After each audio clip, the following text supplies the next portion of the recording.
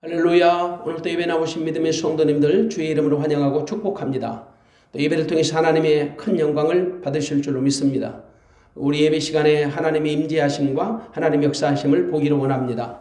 조금 전에 읽었던 하나님의 말씀 다니엘서 10장 10절에서 21절까지 말씀 가지고 저는 은총을 크게 받은 다니엘이란 말씀을 전하려고 합니다. 예수 믿는 성도에게 유일한 소망이 있다면 하나님의 은총을 누리는 겁니다. 하나님의 은총 속에 거하는 겁니다. 성도는 이미 하나님의 은총으로 거듭났고 하나님의 자녀가 되었기 때문에 이미 우리 안에 하나님의 은총이 있습니다. 그래서 이미 우리 안에 있는 하나님의 은총을 우리가 보다 더 풍성하게 누리는 것, 쉽게 말해서 은총 속에 사는 것, 이것이 우리의 삶의 목적이 되어야 합니다. 아무리 믿음 생활을 오래 해도 하나님의 은총을 입지 못하면 아무것도 아니에요. 진리도 모르고 구원의 감격도 모릅니다. 삶의 기쁨이 없고 신앙생활도 즐겁지 않아요. 그 성도는 하나님의 은총 속에 살아야 하는 거죠. 잠언서 22장 1절에 보면 많은 재물보다 명예를 택할 것이요 은이나 금보다 은총을 더욱 택할 것이라. 은이나 금보다 은총을 더욱 택할 것이니라. 한마디로 은총을 귀하게 여기라는 말씀이에요. 기독교는 그래서 은총의 종교예요. 하나님은 모든 사람이 은총 받기를 원해요. 그런데 모든 사람이 은총 받는 것은 사실상 아니에요. 은총을 받을 만한 그릇이 되어야 하고 은총을 받을 만한 인물이 되어야 해요. 물론 세상에 하나님의 은총을 입지 않고 살아가는 사람 하나도 없겠죠. 그 은총의 깊이와 높이와 길이와 넓이가 다를지라도 모든 사람은 한결같이 하나님의 은총을 입고 살아갈 수밖에 없는 거예요. 다만 하나님을 영접한 사람은 은총이 하나님 주신 선물인 것을 알고 하나님을 영접하지 못한 사람은 하나님의 은총인 것을 모를 뿐이에요. 모든 은총은 하나님께로 나오는 것이고 하나님께 속한 것이니까. 오늘 대표적으로 하나님의 은총을 크게 받은 한 사람을 저는 소개하려고 해요. 그 주인공은 바로 다니엘이죠. 다니엘은 하나님의 은총을 크게 받은 대표적인 인물이에요.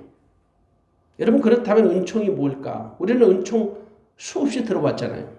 근데 과연 은총이 어떤 것인지 정확한 답을 할 수가 없어요. 은총은 은혜라는 단어와 병행해서 사용되고 있지만은 은혜와 사랑의 합성어입니다. 은혜 은자, 괴일 총자 한자어예요. 여기서 괴미라고 하는 것은 괴일 총자 괴미라고 하는 것은 사랑을 말해요. 에스더서 2장 15절에 보면 바사의 수상궁 아수에르 왕의 궁녀로 있던 에스더가 모든 보는 자에게 괴물 얻더라. 괴물 얻더라. 이 괴물은 특별히 귀엽고 사랑스럽다는 말이에요. 굳이 말하면 은혜와 은총을 구분하자면 은총이라는 말은 은혜라는 말보다 더 깊고 포괄적이고 광범위한 내용으로 볼 수 있어요. 성경은 사랑과 은혜를 매우 중요하게 다루거든요. 예수님도 강조하신 말씀이 사랑과 은혜입니다. 바울사도도 입만 열면 강조하는 것이 사랑과 은혜입니다. 그러므로 은총은 가장 성경적인 단어 가운데 하나예요. 그런데 여러분 은총에 생명이 있어요. 그 생명은 뭐냐? 아는 것이 아니에요. 깨달음이에요. 깨닫는 것으로 끝나면 안 돼요. 누리는 거예요. 아무리 좋은 은총도 깨닫지 못하면 은총이 아니에요. 깨달았다 할지라도 그것을 누리지 못하면 또 은총이 아니에요. 그러니까 은총을 깨닫고 누려야 합니다. 그러니까 깨달음으로 끝나면 안 돼요. 잘 누릴 줄 알아야죠. 누린다는 말이 뭘까요? 은총을 자기 것으로 소화해서 삶이 되게 한다는 말이에요. 기독교 신앙에서 은총은 크게 두 가지로 우리가 말할 수 있죠. 일반 은총과 특별 은총이에요. 일반 은총은 모든 인간이 보편적으로 누리는 혜택이에요. 이 믿음과 상관없어요. 믿든지 믿지 않든지 상관없이 모든 사람이 보편적으로 누리는 혜택. 이게 일반 은총이에요. 그러나 특별 은총은 그렇진 않아요. 구원받은 성도들만 누릴 수 있는 특권이에요. 혜택이지요. 그래서 성도된 자는 일반 은총은 당연히 받은 사람이고 일반 은총 말고 특별한 은총을 받은 사람들이에요. 그런데 이 특별 은총도 더 크게 받은 사람이 있어요. 다니엘은 은총을 누구보다 더 크게 받은 사람이에요. 다니엘서 보니까 3번이나 강조하는 것으로 볼 때 은총의 주인공 같은 역할을 해요. 9장 23절 한번 보십시오. 9장 23절에 보니까 너는 크게 은총을 입은 자라. 그 10장 11절에 보세요. 은총을 크게 받은 사람 다니엘아. 10장 19절 보십시오. 은총을 크게 받은 사람이요. 이렇게 말합니다. 다시 말해서 다니엘의 은총은 크게 받은 은총이다. 이렇게 말해서 다니엘이 크게 은총받은 주인공이다. 그러면 다니엘이 은총을 크게 받은 비결이 있을 거 아니에요. 그 비결이 뭘까요? 당연히 다니엘은 믿음의 사람이기 때문에 그래요. 다니엘이 바벨론의 포로로 잡혀와서 수많은 유혹을 받았습니다. 그래서 오직 믿음으로 시련을 극복한 인물이에요. 느부갓네살 왕이 이스라엘 자손 중에서 왕족과 귀족 몇 사람을 붙잡아 왔어요. 그들은 흠이 없고 아름답고 모든 재주를 통달하고 지식이 구비하며 학문에 익숙하고 왕궁에 모실 만한 소녀를 골라서 데려온 거예요. 한마디로 이스라엘 그 최고 엘리트 소년들을 정략적으로 잡아온 거죠. 그리고 그들을 갈대아 사람의 학문을 가르치고 방언을 가르치고 왕이 지정하여 자기의 진미와 포도주에서 날마다 쓸 것을 공급해서 3년을 양육하기로 계획을 세운 거예요. 그 가운데 다니엘과 세 친구가 있었어요. 그런데 다니엘과 세 친구는 그들의 제안을 거절했어요. 그리고 자기들이 평소 먹던 채식을 고집한 거예요. 그들이 제공하는 식물들이 거의 다 우상제물인 것을 알았기 때문에요. 그들이 제공하는 음식들이 유대인의 율법에 위반된다는 것을 그들이 알기 때문에 그래요. 그래서 그들이 왜 왕궁에서 제공하는 특별한 음식을 싫어하겠어요? 누가 산의 진미를 싫어하겠어요? 하지만 그들은 먹는 문제로 인해서 자기들의 믿음이 무너지는 것을 원치 않았던 거예요. 우상 제물로 자기들의 영혼이 더럽혀지는 것을 원치 않았던 거예요. 이게 바로 다니엘의 믿음이에요. 채식이다 육식이다 그 문제가 아니고 이건 신앙의 인격의 문제고 신앙의 양심의 문제였던 거예요. 사실 여러분 믿음은 자기와의 싸움이에요. 사람은 누구나 육신적인 자아가 있고 영적인 자아가 있거든요. 그리고 그 둘은 기회만 있으면 부딪혀요. 비록 우리가 그리스도인이 되었을지라도 우리 안에 있는 육신의 자아와 영적인 자아는 계속해서 싸우는 거예요. 대립하는 거예요. 우리는 이것을 고상한 말로 영적인 전쟁이라고 불러요. 이른바 육신의 자아는 육신의 정욕과 안목의 정욕과 이성의 자랑을 추구하며 쫓아가기 바쁘고 영적인 자아는 하나님을 사모하여 하나님을 쫓아가려고 힘을 쓰지요. 그래서 항상 싸우는 거예요. 로마서 8장 5절에 보니까 육신을 쫓는다는 육신의 일을 영을 쫓는다는 영의 일을 생각하기 때문이라고 말하고 있어요. 그래서 둘 사이는 항상 팽팽한 긴장감이 있는 겁니다. 그러나 둘의 결과는 전혀 다르죠. 육신의 생각은 사망이요 영의 생각은 생명과 평안이라고 말하고 있어요. 육신의 생각은 하나님과 원수가 되고 하나님 앞에 굴복치 아니할 뿐더러 할 수도 없다라고 로마서는 8장 7절에 기록하고 있어요. 그래서 믿음의 사람은 자기 마음과 생각을 잘 다스릴 줄 알아야 합니다. 그런데 사람이 아무리 자기 생각과 자기 마음을 잘 다스리려고 노력을 하고 힘을 쓰고 애를 써도 자기 뜻대로 안 돼요. 인간의 힘으로 능으로 안 돼요. 오직 여호와의 신으로만 가능한 거예요. 한마디로 말해서 하나님의 은총을 입지 않으면 불가능하다는 말이에요. 다니엘, 그 왕이 베푸는 진미, 얼마든지 자기 마음으로 합리화시키고 정당화시켜서 타협할 수 있을 겁니다. 어떻게 해서든지 그 바벨론 왕의 비위를 건들지 않고 자기가 건강하게 살아서 자기 조국 유대 땅으로 돌아가서 정말 하나님의 영광을 위해서 사는 것이 하나님의 뜻이라고 생각할 수 있어요. 이른바 자기 양심과의 타협을 시도할 수 있다는 말이죠. 괜히 그 느부갓네살 왕의 심기를 건들다가 죽음이라도 당하면 하나님 나라에 큰 손실이 아니겠느냐고 자신을 정당화시킬 수 있단 말이에요. 충분히 그들의 제안을 수용하는 것은 이건 믿음의 영역이 아니라 양심의 논리라고 정당화시킬 수 있다는 말이죠. 그런데 다니엘은 아니었어요. 뜻을 정했습니다. 어떻게 해서든지 자기를 더럽히지 않겠다는 결단을 세운 거예요. 그래서 자신과 타협을 시도하지 않았습니다. 자기 안에 있는 생각을, 마음을 환관장에게 스스럼 없이 드러냈습니다. 자기 뜻을 분명히 밝힌 거죠. 바로 이게 다니엘식 믿음이에요. 믿음은 내 안에 감춰진 게 아니에요. 믿음은 내 안에 감춰진 믿음이 밖으로 표현되고 드러나게 돼 있습니다. 그런 다니엘을 하나님이 가만 내버려 두시겠냐 말이죠. 하나님은 다니엘의 하나님이신데 다니엘의 믿음을 보시고 하나님이 환관장에게 은혜와 긍휼을 얻게 하세요. 환관장에게 은혜와 긍휼을 하나님께서 부어주시는 거예요. 누구 때문에 그럴까요? 다니엘을 도와주시려고. 그 다니엘의 견고한 믿음을 가지고 하나님이 은총을 부어주시는 거예요. 다니엘은 세상을 이기는 믿음을 가진 사람, 바로 이 믿음이 바로 하나님의 은총을 크게 입은 비밀이 됩니다. 또한 다니엘은 어떤 사람입니까? 기도하는 사람이에요. 그의 삶이 기도고 기도가 삶이었어요. 시간이 흘러서 메대 사람 다리오가 왕이 됐습니다. 다리오 왕은 다니엘로 하여금 전국을 다스리는 총리로 세웁니다. 이게 6장 3절에 나오는 스토리입니다. 그런데 다니엘을 시기하고 모함하는 세력들이 주변에서 만만치 않는 거예요. 그래서 총리들과 방백들이 다니엘을 고소할 틈을 찾는데 혈안이 돼 있었어요. 그런데 다니엘에게서 아무 틈과 허물을 발견하지 못했습니다. 그래서 그들이 고안해낸 방법이 다니엘이 믿는 종교를 건드리기로 한 거예요. 왜냐하면 하나님의 율법에 대해 틈을 얻지 못하면 그를 고소할 수 없다는 사실을 알기 때문에 그러는 거예요. 여러분, 사단은 영물입니다. 아주 간사해요. 자연인으로서 나는 사단을 이길 수 없어요. 내 안에 계신 주님의 능력, 주님의 이름, 주님의 은혜로 말미암아 우리가 사단을 이기고 승리하는 거지, 내 한 개인으로서는 절대 사단을 못 이겨요. 사단은 영물이라니까요. 그들은 30일 동안 왕이나 다른 신에게 기도할 수 없는 금령을 제정했습니다. 이른바 기도 중지 명령을 한 거죠. 30일 동안 누구든지 왕 외에 어느 신에게나 사람에게 무엇을 구하면 사자굴 속에 던져 넣기로 한 거예요. 다리 왕은 어인을 찍었습니다. 그리고 금령을 발표했습니다.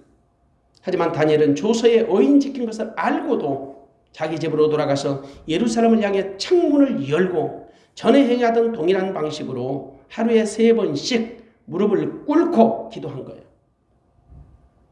여러분, 얼마든지 잠깐 동안입니다. 한 달 동안이죠. 30일이니까. 그들의 심기를 건들지 않게 해서 기도를 중단할 수 있어요. 어쩌면 지금 우리 시대와 좀 흡사하지 않는가.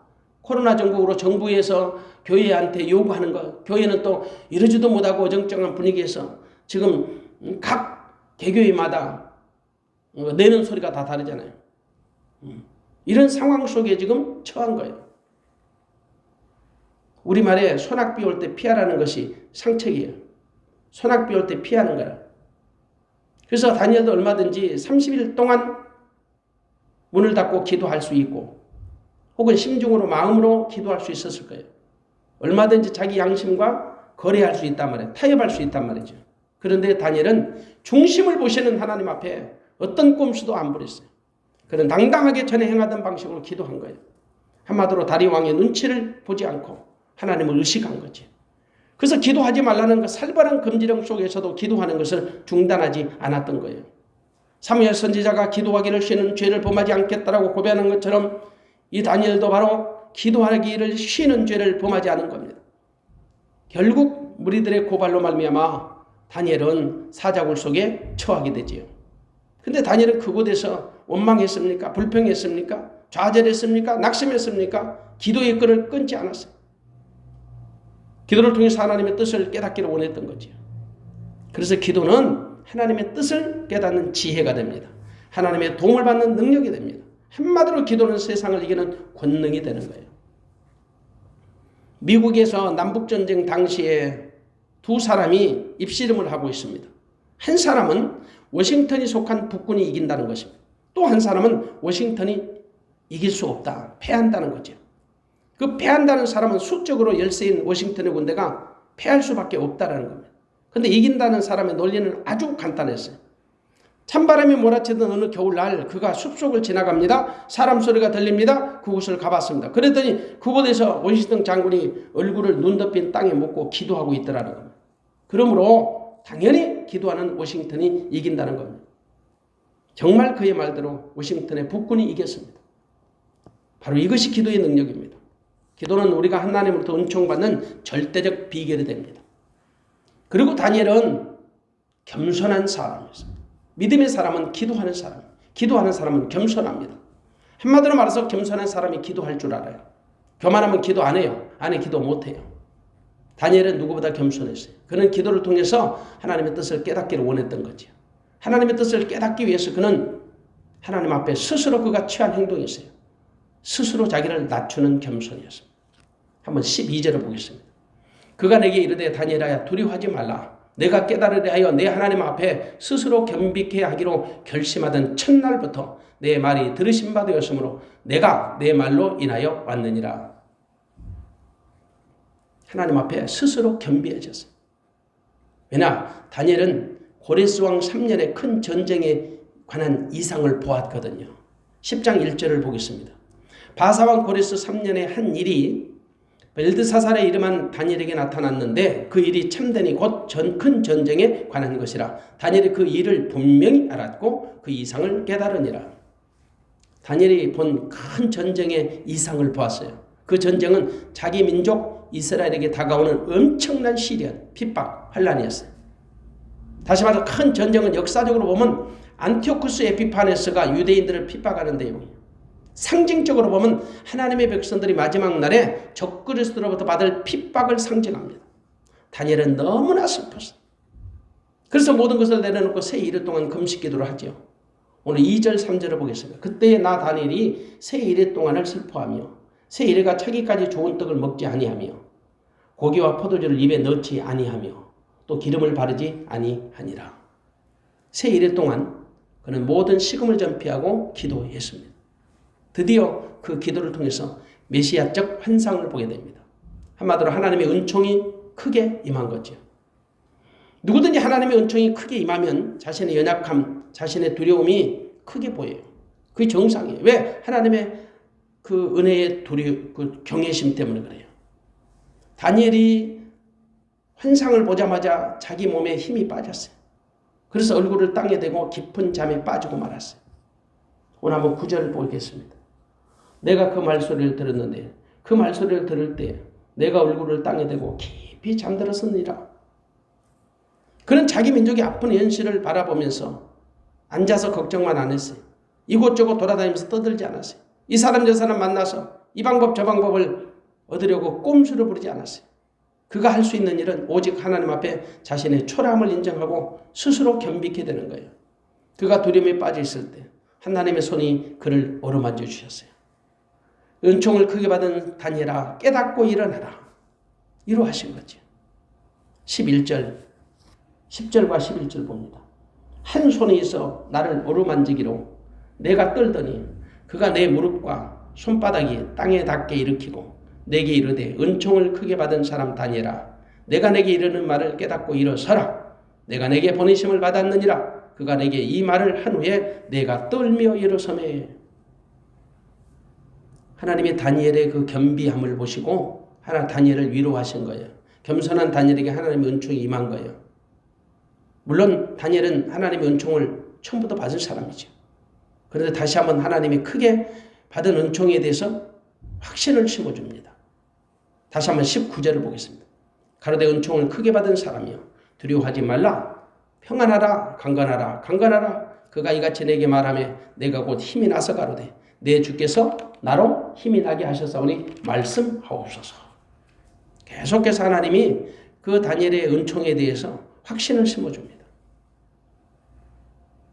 믿는 자는 누구든지 하나님의 은총을 크게 받은 사람이어야 합니다. 그러기 위해서 다니엘처럼 믿음의 사람이 되어야 하지요.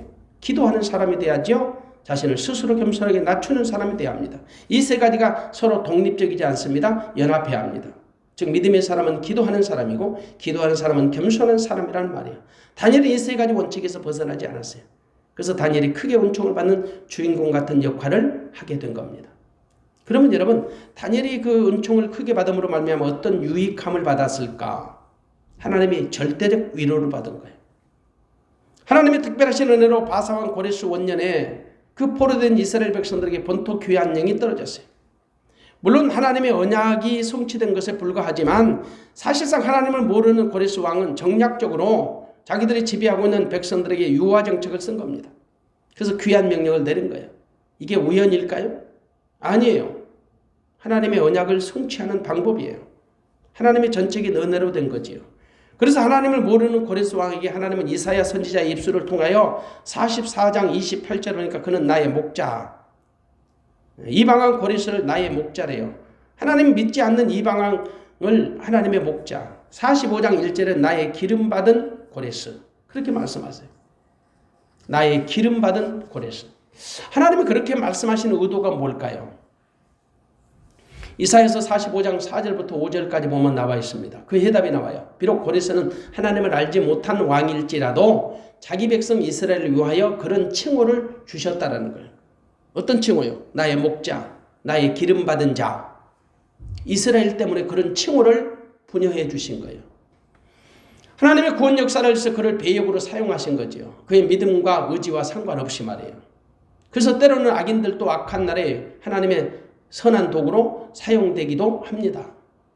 일찍이 하나님은 유대 나라가 주전 586년에 바벨론의 포로로 잡혀갈 것, 그리고 다시 70년 만에 본토로 귀환할 것을 예레미야 선지자를 통해서 일관되게 예언하셨어요.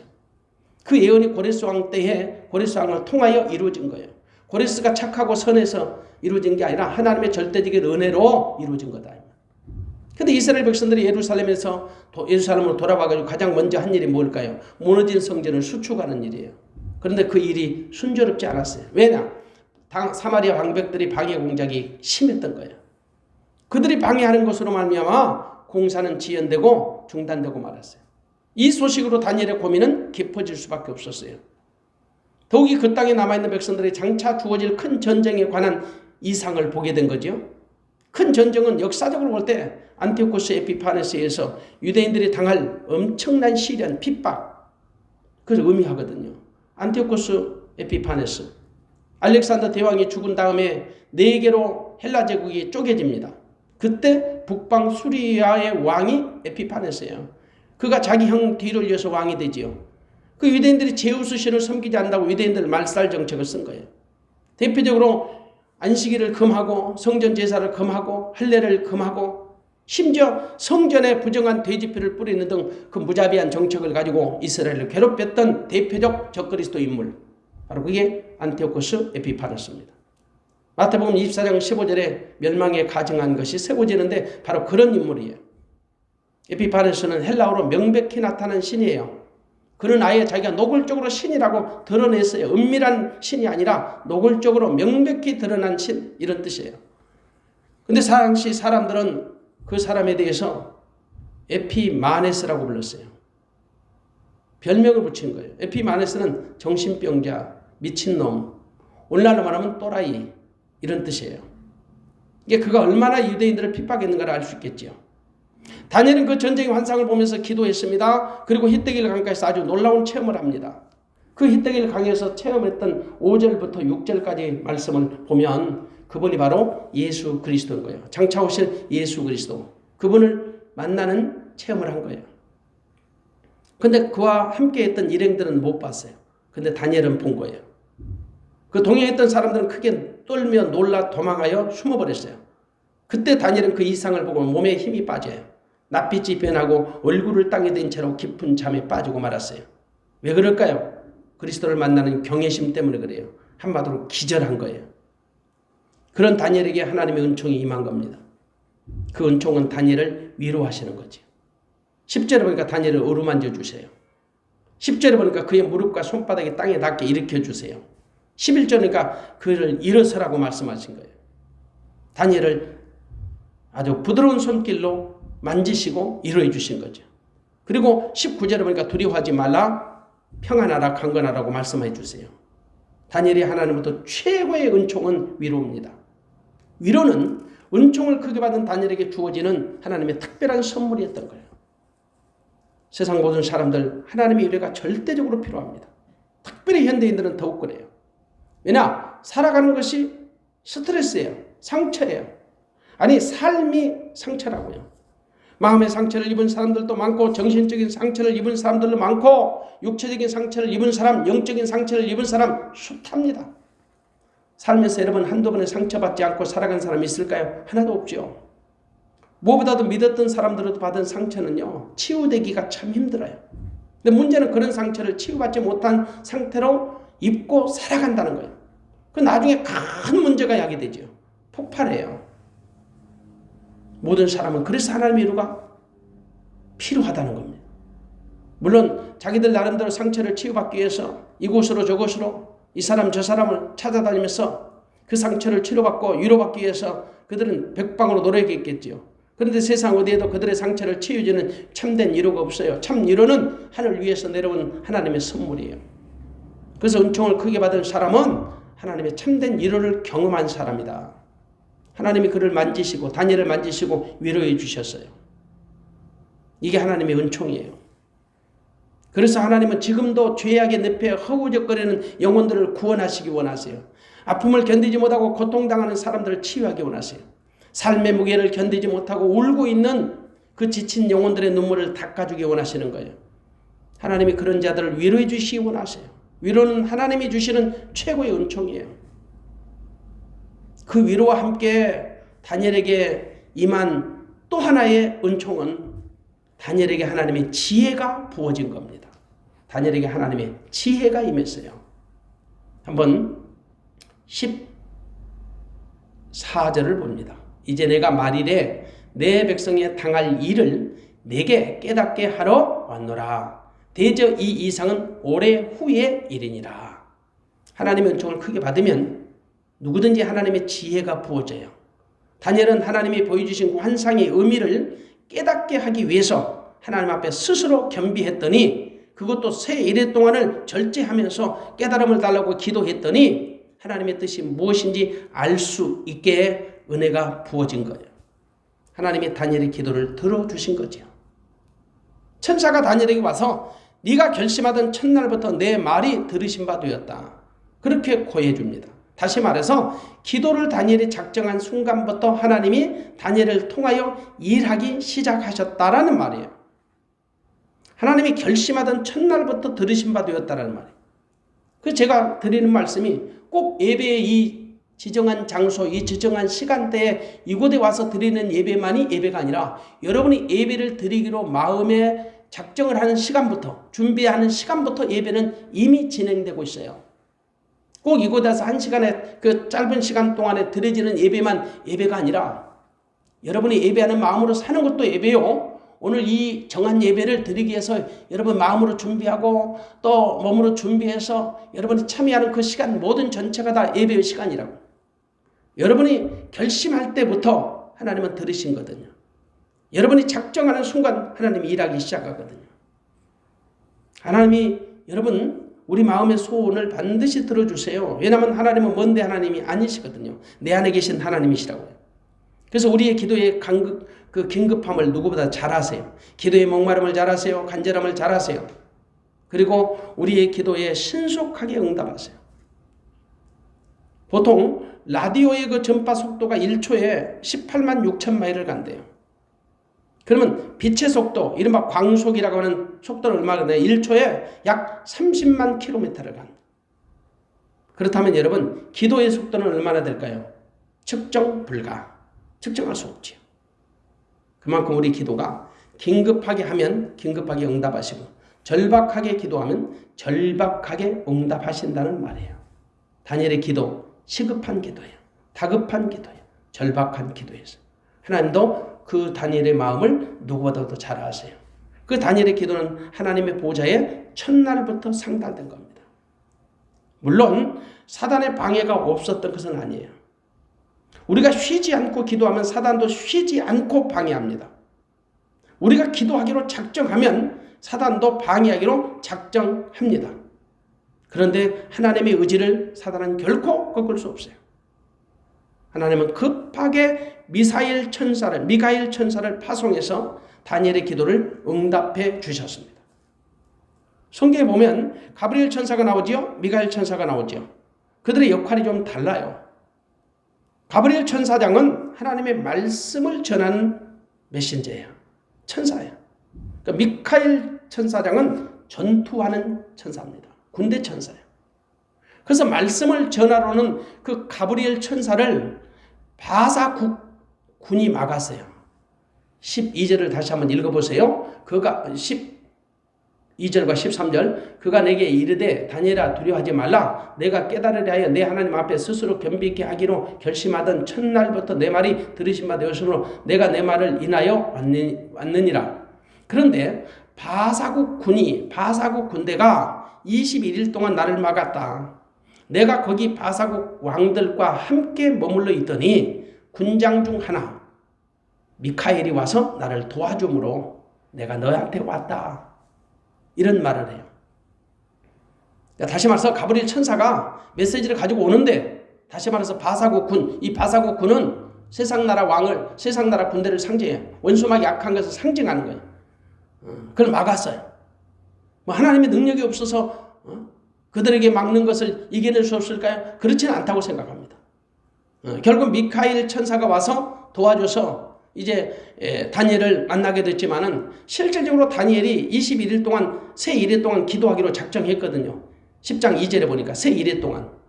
그래서 21일 동안 막은 거예요. 그러니까 하나님의 뜻이 있는 거죠.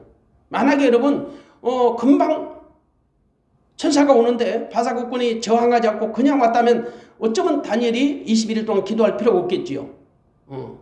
하루 만에 왔다면 하루로 끝났을 겁니다. 10일 만에 왔다면 10일로 끝났을 겁니다. 그런데 이미 다니엘은 새 1일 동안 기도하기로 작정되었고 기도하고 있어요. 근데 그 기도의 시간을 방해하지 않게 해서 어쩌면 바사국군이 막은 거예요. 그러나 여러분, 하나님의 의지를 꺾을 수 없죠. 하나님이 미카엘 천사를 동원하셔서 결국은 다니엘을 도와주러 왔던 겁니다. 다니엘은 기도를 통해서 정말 귀한 것을 깨달았어요. 그 깨달음은 뭐냐? 하나님의 은총의 또 다른 방편이 돼요. 은총을 크게 받은 다니엘은 하나님의 영적인 비밀을 깨닫게 되지요. 하나님의 신비로운 세계를 체험하게 된 거예요. 그 말의 의도는 뭐냐면 다니엘은 앞으로 장차 자기 백성들이 당할 일을 분명히 깨닫게 됐어요. 11장과 12장의 내용이 바로 그 내용이에요. 다니엘이 깨달았던 내용이야. 그 깨달음의 본질은 뭐냐? 세상 역사의 주권자는 하나님이시다. 딱 답은 이거예요. 세상 역사의 주권자는 하나님이시다. 그 깨달음은 11장, 12장에 나타난 바와 같이 바벨론 제국은 바사의 멸망을 당하고 바사 제국은 헬라의 멸망을 당할 것이며 헬라 제국은 알렉산더가 죽은 다음에 다시 4개로 분할될 것이라는 겁니다. 스토리는 이겁니다. 한마디로 영적인 신비로운 세계를 열어주시는 거죠. 그러면 이 말의 의도가 뭘까? 세상 역사 속에서 이스라엘의 미래를 조명해 주신 겁니다. 그리고 장차 종말의 때 일어날 일들을 하나님이 보여주시고 알게 하시고 깨닫게 하십니다. 다시 말해서 예수 그리스도가 이 땅에 메시아로 오심을 자기 백성들이 실제적으로 기다리고 준비하며 살라라는 거예요. 그래서 다니엘이 구체적으로 소망을 제시합니다. 역사의식을 가지라는 거예요. 하나님의 우주적 주권자인 것을 믿고 낙심하지 말고 정말 하나님의 뜻 가운데 살라라는 거예요. 그래서 여호와는 자기를 경외하는 자에게 언약을 보여주세요. 시편 25편 14절에 보면 여호와의 친밀함이 경외하는 자에게 있으며 그 언약을 저에게 보이시리로다. 하나님을 경외하는 자에게 언약을 보여주신대요. 정직한 자에게 하나님은 소통하세요. 교통을 정직한 자와 하시는 거예요. 잠언서 3장 32절에 보면 대접폐역한 자는 여호와의 미하심을 입거니와 정직한 자에게는 그의 교통하심이 있으며 정직한 자에게 그의 소통, 교통이 있다 이 말이에요. 하나님이 아브라함에게 벗으로 여기셨어요. 하나님이 가라사대 나의 하려는 것을 아브라함에게 숨기겠느냐. 창세기 18장 17절에 그런 말씀을 하시거든요. 다시 말해서 하나님을 경외하는 자에게 당신의 언약을 다 알려주시고 보여주시고 깨닫게 해주신다. 하나님은 당신을 사랑하는 자에게 감추는 게 없어요. 비밀이 없어요. 이게 하나님의 특별한 은총이에요. 다니엘은 하나님 은총을 크게 받은 사람이에요. 그러기에 하나님이 그에게 깨달음을 주신 거죠. 당신의 비밀을 계획을 알려주신 거예요. 이보다 더 큰 은총이 무엇이겠어요? 하나님이 계시의 영을 주사 하나님의 신령한 세계를 깨닫게 하는 비밀을 깨닫게 하는 은총을 부여해 주신 거단 말이에요. 이 은혜를 받아보세요. 이 은혜만 받으면 우리가 세상이 뭐가 겁나요? 결국은 11장 12절이 역사의 흐름을 통해서 믿음의 사람은 메시아의 오심을 대망하고 절망하고 낙심하지 말고 정말 준비해라 이 말이죠. 반드시 역사는 하나님의 시간표, 하나님의 스케줄대로 된다 이 말이죠. 이게 하나님의 다니엘을 통해서 깨닫게 하시는 비밀이에요. 그러니 여러분 다니엘의 새 힘이 솟아나는 거지요. 세상 힘은 하루가 다르게 쇠하게 가지만 하나님이 공급하시는 힘은 날마다 새로워요. 그래서 하나님의 은총을 입으면 우리가 날마다 하나님이 공급하시는 새로운 힘으로 사는 거예요. 그래서 절망하던 사람에게 소망이 생깁니다. 죽고 싶어하는 사람에게 살고 싶은 욕망이 생깁니다. 슬퍼하던 사람에게 즐거움이 생기고 낙담하던 영혼이 용기를 얻게 됩니다. 하나님이 힘을 주시면 새 힘을 주시면 삶이 회복이 돼요. 건강이 회복이 돼요. 가정이 회복이 돼요. 교회가 회복이 돼요. 각 나라 족속과 이방과 열방이 회복되는 역사가 일어날 줄로 믿습니다. 그러므로 우리는 날마다 하나님이 공급하시는 새 힘을 받아야 해요. 새로운 은혜를 받아야 해요. 성도된 사람은 하나님이 공급하시는 새 힘을 날마다 공급받아야 한단 말이에요. 그래야 신앙생활이 즐겁고 기뻐요. 행복해요. 그것으로 탄력을 받고 건강해지는 거예요. 다니엘은 하나님의 만져주심과 그 강건하라는 명령을 받고 즉시 힘이 났어요. 19절에 보니까 내 주께서 나로 힘이 나게 하셨사오니 말씀하옵소서. 이제 무슨 말씀이든지 다 내가 수용하겠나이다. 내가 떨게 않겠나이다. 왜? 하나님이 그의 장차 되어질 일들을 깨닫게 해주시니까 이제 뭐 하나님 스케줄대로 될 줄을 믿으니까 무슨 말씀을 하시든지 다 내가 다 그대로 수용하겠나이다. 하나님이 내게 새 힘을 주셔서 내가 지금 힘이 납니다. 은총을 크게 받은 다니엘에게 하나님의 새 힘을 공급해 주셔서 다니엘로 하여금 그런 고백을 받게 하시는 겁니다. 여러분, 다니엘에게 새 힘을 공급하심으로 말미암아 하나님의 특별한 은총을 부여해 주신 거예요. 그러므로 오늘 저와 여러분 하나님이 공급하시는 새로운 힘을 다 받으시기를 주님의 이름으로 축복합니다. 하나님이 공급하신 새 힘을 받으면 세상을 이기는 능력이 돼요. 약한 자를 강건케 하시는 하나님의 능력이 돼요. 사단과 마귀를 대적하는 그리고 승리하는 하나님의 권능이 돼요. 그래서 이제 더 이상 다니엘은 되어질 일 가지고 슬피 울고 낙심하고 좌절하지 않을 겁니다. 그래서 이제 하나님이 내게 힘이 나게 하셨사오니 말씀하옵소서. 그렇게 당당하게 밝힐 수가 있는 거예요. 20절 21절에 보면 그가 이르되 내가 어찌하여 내게 나온 것을 네가 아느냐. 이제 내가 돌아가서 바사군과 싸우려니와 내가 나간 후에는 헬라군이 이를 것이다. 지금은 바사군과 싸우지만 다시 그 바사 군대는 결국은 헬라군에 의해서 망할 것이다. 다시 말해서 바사군과 헬라군은 다 세상 나라를 상징하는 그 원수 군대입니다. 그리고 21절은 그러니까 오직 내가 먼저 진리의 글에 기록된 것으로 내게 보이리라. 나를 도와서 그들을 대적하는 자는 너희 군대 너희 군 미카엘 뿐이니라. 결국 하나님의 역사가 하나님의 뜻 가운데 되어지고 믿음의 성도가 반드시 주의 이름으로 승리한다는 것을 확신을 해줍니다. 이게 다니엘이 받은 확신이에요. 다니엘이 받은 은총이에요. 근데 여러분, 저는 오늘 이 말씀을 정리하면서 하나님의 은총 가운데 여러 가지 은총이 있지만 가장 최고의 은총, 으뜸의 은총은 뭐냐? 하나님이 우리와 함께 하시는 거예요. 하나님이 나와 함께 하시는 거예요. 하나님이 나와 함께 하심을 믿는 믿음은 오직 내 안에 예수 그리스도가 나를 성전 삼고 나와 함께 계심으로 말미암아 주님의 뜻 가운데 사는 겁니다.